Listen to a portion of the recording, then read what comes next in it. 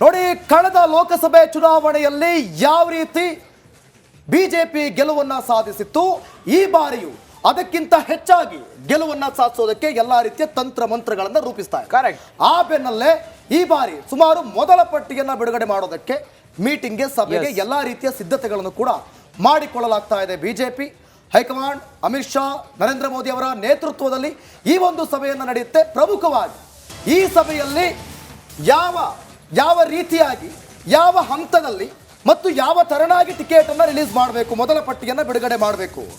ಮೊದಲ ಪಟ್ಟಿ ಸಿದ್ಧಪಡಿಸೋಕೆ ಕೇಸರಿ ಪಡೆ ಅಣಿಯಾಗಿದೆ. ಪ್ರಧಾನಿ ಮೋದಿ ನೇತೃತ್ವದಲ್ಲಿ ಚುನಾವಣಾ ಸಮಿತಿ ಸಭೆ ನಡೆಯುತ್ತೆ. ದೆಹಲಿಯ ಬಿಜೆಪಿ ಕಚೇರಿಯಲ್ಲಿ ಹೈ ವೋಲ್ಟೇಜ್ ಸಭೆ ಇದೆ. ಲೋಕ ಅಭ್ಯರ್ಥಿಗಳ ಮೊದಲ ಪಟ್ಟಿ ಬಿಡುಗಡೆ ಸಾಧ್ಯತೆ ಇದೆ. ಮೊದಲ ಪಟ್ಟಿಯಲ್ಲಿ 100 ರಿಂದ 150 ಕ್ಷೇತ್ರಗಳ ಟಿಕೆಟ್ ಘೋಷಣೆ ಆಗುವಂತ ಸಾಧ್ಯತೆ ಇದೆ. ರಂಜಿತ್, ಎಸ್, ಖಂಡಿತ. ಕಳೆದ ಬಾರಿ ಲೋಕಸಭಾ ಚುನಾವಣೆಯಲ್ಲೂ ಕೂಡ ಬಿಜೆಪಿ ಇದೇ ಸ್ಟ್ರಾಟಜಿಯನ್ನ ಹೆಣೆದಿತ್ತು.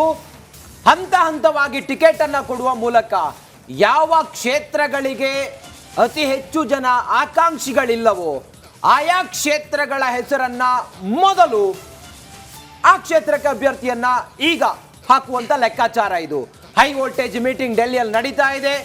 ಅಮಿತ್ ಶಾ ಅವರ ಒಂದಿಷ್ಟು ಸ್ಟ್ರಾಟರ್ಜಿ, ಹಾಗೆ JP ನಡ್ಡಾ ಅವರ ಒಂದಿಷ್ಟು ರಾಜಕೀಯ ತಂತ್ರಗಾರಿಕೆ, ಹಾಗೆ ಪ್ರಮುಖವಾದಂತ ಕೆಲ ವ್ಯಕ್ತಿಗಳಿಗೆ ಮಾತ್ರ 100 ರಿಂದ 150 ಕ್ಷೇತ್ರಗಳಿಗೆ ಇಲ್ಲ. ಕರೆಕ್ಟ್. ಅಂದ್ರೆ ಎಲ್ಲಿ ಬಿಜೆಪಿ ಇಂಥವ್ರನ್ನ ನಿಲ್ಸಿದ್ರೆ ಅದು ಗೆಲ್ಲುತ್ತೆ. ಫಾರ್ ಎಕ್ಸಾಂಪಲ್ ನರೇಂದ್ರ ಮೋದಿ ಆಗಿರ್ಬೋದು, ಅಮಿತ್ ಶಾ ಆಗಿರ್ಬೋದು, ಅಂತ ಕ್ಷೇತ್ರಗಳಿಗೆ ಮೊದಲಿಗೆ ಆದ್ಯತೆ ನೀಡಲಾಗುತ್ತೆ. ಈ ಒಂದು ಸಭೆಗೆ ವಿಜೇಂದ್ರ ಕೂಡ ಹೋಗಿದ್ದಾರೆ. ಯಡಿಯೂರಪ್ಪನವ್ರು ಹೋಗಿಲ್ಲ, ಅನಾರೋಗ್ಯದ ಕಾರಣ ಅಂತ ಹೇಳಿ ಗೊತ್ತಾಗ್ತದೆ. 100 ರಿಂದ 150 ಕ್ಷೇತ್ರಗಳಂತೇಳಿ ಏನ್ ಹೇಳ್ತಾ ಇದ್ದಾರೆ.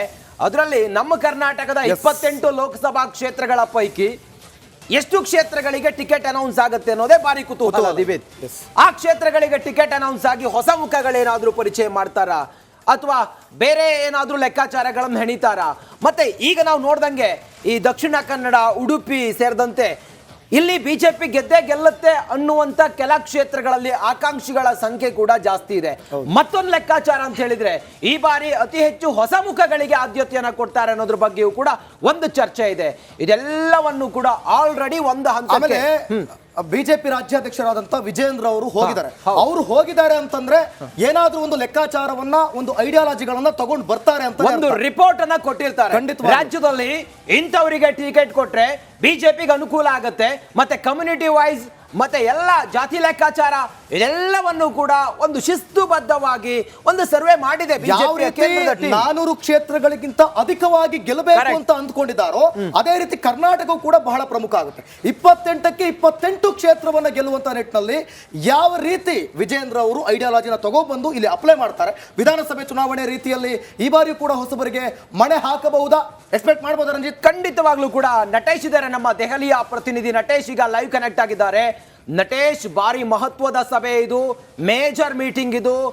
ರಾಜ್ಯದ ಮಟ್ಟಿಗೆ ನಾವು ಗಮನಿಸ್ತಾ ಹೋದ್ರೆ ಏನಾದ್ರೂ ನಮ್ಮ ರಾಜ್ಯದ 28 ಕ್ಷೇತ್ರಗಳ ಪೈಕಿ ಯಾವ್ದಾದ್ರೂ ಕ್ಷೇತ್ರಗಳಿಗೆ ಟಿಕೆಟ್ ಅನೌನ್ಸ್ ಆಗ್ಬಹುದಾ? ಎಷ್ಟು ಮಹತ್ವ ಪಡ್ಕೊಂಡಿದೆ, ಯಾರ್ಯಾರಿದ್ದಾರೆ ಮೀಟಿಂಗ್ ನಲ್ಲಿ, ಈ ಹೊತ್ತಿನ ಏನ್ ಅಪ್ಡೇಟ್ ನಟೇಶ್? ಎಸ್ ರಂಜಿತ್, ಕಳೆದ 2 ಲೋಕಸಭಾ ಚುನಾವಣೆಗೆ ಏರಿತ್ತು. ಅದಕ್ಕೂ ಬಹಳ ಮುಖ್ಯವಾಗಿ ಈ ಬಾರಿಯ ಲೋಕಸಭಾ ಚುನಾವಣೆ ಬಹಳ ಮಹತ್ವವನ್ನ ಪಡೆದುಕೊಂಡಿದೆ ಅಂತಾನೆ ಹೇಳ್ಬೋದು. ಯಾಕಂದ್ರೆ ಬಹಳ ಮುಖ್ಯವಾಗಿ ಇದು ಬಿಜೆಪಿಗೆ ಒಂದು ದೊಡ್ಡ ಮಟ್ಟದ ಗೆಲುವನ್ನ ತಂದುಕೊಡುತ್ತೆ ಎನ್ನುವ ನಿಟ್ಟಿನಲ್ಲಿ ಬಹಳಷ್ಟು ಸಿದ್ಧತೆಗಳನ್ನ ಬಿಜೆಪಿ ವಲಯದಲ್ಲಿ ಮಾಡಿಕೊಳ್ಳಲಾಗ್ತಾ ಇದೆ. ಹಾಗೇನೆ ಬಹಳ ಮುಖ್ಯವಾಗಿ ಇಂದು ಅಂದ್ರೆ ಬಿಜೆಪಿ ಕೇಂದ್ರ ಚುನಾವಣಾ ಸಮಿತಿಯ ಸಭೆಯನ್ನೇ ಏರ್ಪಟ್ಟಿದೆ. ಇದು ಬಹಳ ಪ್ರಾಮುಖ್ಯತೆಯನ್ನ ಪಡೆದುಕೊಂಡಿದೆ ಅಂತಾನೆ ಹೇಳ್ಬೋದು. ಈ ಒಂದು ಹೈ ವೋಲ್ಟೇಜ್ ಮೀಟಿಂಗ್ ಏನಿದೆ, ಈ ಮೀಟಿಂಗ್ ನ ಬಹಳ ಪ್ರಾಮುಖ್ಯತೆಯನ್ನ ಪಡೆದುಕೊಂಡಂತಹ ವಿಚಾರ ಅಂತಂದ್ರೆ ಈ ಬಾರಿ ಅಂದ್ರೆ ಇಂದು 100 ಅಥವಾ 100ಕ್ಕಿಂತ ಹೆಚ್ಚು ಏನು ಸೀಟ್ಗಳನ್ನ ಅಂದ್ರೆ ಪಟ್ಟಿಯನ್ನ ರಿಲೀಸ್ ಮಾಡುವ ಸಾಧ್ಯತೆ ಕೂಡ ಹೆಚ್ಚಾಗಿದ್ದು ಈ ಒಂದು ಮಹತ್ವದ ಮೀಟಿಂಗ್ ಹೈ ವೋಲ್ಟೇಜ್ ಅನ್ನ ಪಡೆದುಕೊಂಡಿದೆ ಅಂತ ಹೇಳಲಾಗ್ತಾ ಇದೆ. ಯಾಕಂದ್ರೆ ಬಹಳ ಪ್ರಮುಖವಾಗಿ ಈಗಾಗಲೇ ಏನು ಲೋಕಸಭಾ ಚುನಾವಣೆಗೆ ಸಂಬಂಧಪಟ್ಟಂತೆ ಸಾಕಷ್ಟು ಸಭೆಗಳನ್ನ ಮಾಡಿದ್ರು, ಒಂದಷ್ಟು ಅಸಮಾಧಾನಿತರನ್ನ ಸಮಾಧಾನ ಪಡಿಸುವ ನಿಟ್ಟಿನಲ್ಲಿ ಸಾಕಷ್ಟು ಕಸರತ್ತನ್ನ ಕೂಡ ನಡೆಸಲಾಗ್ತಾ ಇದೆ. ಹಾಗೇನೆ ಈ ಬಾರಿಯ ಮೀಟಿಂಗ್ ಬಹಳ ಪ್ರಾಮುಖ್ಯತೆ ಪಡೆದುಕೊಳ್ಳುವುದರ ಜೊತೆಗೆ ಏನು 100ಕ್ಕಿಂತ ಹೆಚ್ಚು ಸೀಟುಗಳನ್ನ ಇವತ್ತು ಅನೌನ್ಸ್ ಮಾಡುವ ಸಾಧ್ಯತೆ ಕೂಡ ಇದ್ದು ಸಾಕಷ್ಟು ಕುತೂಹಲವನ್ನ ಹುಟ್ಟು ಹಾಕಿದೆ ಅಂತ ಹೇಳಲಾಗ್ತಾ ಇದೆ. ಹಾಗೇನೆ ಕರ್ನಾಟಕಕ್ಕೆ ಸಂಬಂಧಪಟ್ಟಂತೆ ಕೂಡ ಸಾಕಷ್ಟು ಕುತೂಹಲಕಾರಿ ಅಂಶಗಳು ಕೂಡ ಬೆಳಕಿಗೆ ಬರ್ಬೇಕಿದೆ. ಯಾಕಂದ್ರೆ ಈ ಬಾರಿ ಯಾರಿಗೆ ಏನು ಬಿಜೆಪಿ ಟಿಕೆಟ್ ಅವಕಾಶ ಸಿಗುತ್ತೆ ಅನ್ನುವಂಥದ್ದು ಕೂಡ ಬಹಳ ಕ್ಯೂರಿಯಾಸಿಟಿಯನ್ನ ಹುಟ್ಟು ಹಾಕಿರ್ತಕ್ಕಂಥದ್ದು. ಯಾಕಂದ್ರೆ ಬಿಜೆಪಿ ವಲಯದಲ್ಲಿ ಈಗಾಗಲೇ ನಾವು ನೋಡಬಹುದು ಕೊನೆಯ ಹಂತದವರೆಗೂ ಕೂಡ ಏನಾಗುತ್ತೆ ಅನ್ನುವಂಥದ್ದು ಕೂಡ ಬಿಜೆಪಿ ನಾಯಕರಿಗೂ ಕೂಡ ಗೊತ್ತಿರೋದಿಲ್ಲ. ಯಾಕಂದ್ರೆ ಅಷ್ಟು ಒಂದು ಪ್ರಾಮುಖ್ಯತೆಯನ್ನ ಈ ಒಂದು ಮೀಟಿಂಗ್ ಅನ್ನ ಪಡೆದುಕೊಳ್ತಾ ಇದೆ ಅನ್ನುವಂಥದ್ದು ಬಹಳ ಸ್ಪಷ್ಟವಾಗ್ತಾ ಇದೆ. ಹಾಗೇನೆ ಸಭೆಯಲ್ಲಿ ಬಹಳ ಪ್ರಮುಖವಾಗಿ ಪ್ರಧಾನಿ ನರೇಂದ್ರ ಮೋದಿ ಅವರು, ಅಮಿತ್ ಶಾ, JP ನಡ್ಡಾ ಸೇರಿದಂತೆ ಹಿರಿಯ ನಾಯಕರು ಕೂಡ ಭಾಗಿಯಾಗ್ತಾ ಇರ್ತಕ್ಕಂಥದ್ದು. ಹಾಗಾಗಿ ಈ ಮಹತ್ವದ ಮೀಟಿಂಗ್ ಒಂದು ಹೈ ವೋಲ್ಟೇಜ್ ಅನ್ನ ಪಡೆದುಕೊಳ್ತಾ ಇದೆ. ನಟೇಶ, ವಿಜೇಂದ್ರ ಕೂಡ ರಾಜ್ಯದಿಂದ ಈ ಹೈ ವೋಲ್ಟೇಜ್ ಮೀಟಿಂಗ್ ನಲ್ಲಿ ಭಾಗಿಯಾಗಿದ್ದಾರೆ. ಹಂಗ ನೋಡಿದ್ರೆ ರಾಜ್ಯದ ಒಂದು ಪಟ್ಟಿಯನ್ನ ವಿಜಯೇಂದ್ರ ತೆಗೆದುಕೊಂಡು ಹೋಗಿ ಹೈಕಮಾಂಡ್ ಮುಂದೆ ಇಟ್ಟಿದ್ದಾರಾ? ಮತ್ತೆ ದಕ್ಷಿಣ ಭಾರತ ಬಹಳ ಪ್ರಮುಖವಾಗುತ್ತೆ, ಅದರಲ್ಲೂ ಕರ್ನಾಟಕದ ಗೆಲುವು. ಹಂಗಾಗಿ ಲೆಕ್ಕಾಚಾರ ಹೆಂಗಿದೆ ನಟೇಶ್? ಎಸ್, ಬಹಳ ಪ್ರಮುಖವಾಗಿ ಏನು ಲೋಕಸಭಾ ಚುನಾವಣೆಗೆ ಸಂಬಂಧಪಟ್ಟಂತೆ ಅದರಲ್ಲೂ ರಾಜ್ಯದಲ್ಲಿ 28ಕ್ಕೆ 28 ಕ್ಷೇತ್ರವನ್ನ ಗೆಲ್ಲುವ ನಿಟ್ಟಿನಲ್ಲಿ ಸಾಕಷ್ಟು ತಯಾರಿಗಳನ್ನ ನಡೆಸಿಕೊಂಡಿತ್ತು. ಕಳೆದ ಬಾರಿ ಏನು ಸಭೆ ನಡೆದಂತ ಸಂದರ್ಭದಲ್ಲಿ ವಿಜಯೇಂದ್ರ ಅವರ ಜೊತೆ ರಹಸ್ಯ ಸಭೆಯನ್ನ ನಡೆಸಲಾಗುತ್ತೆ.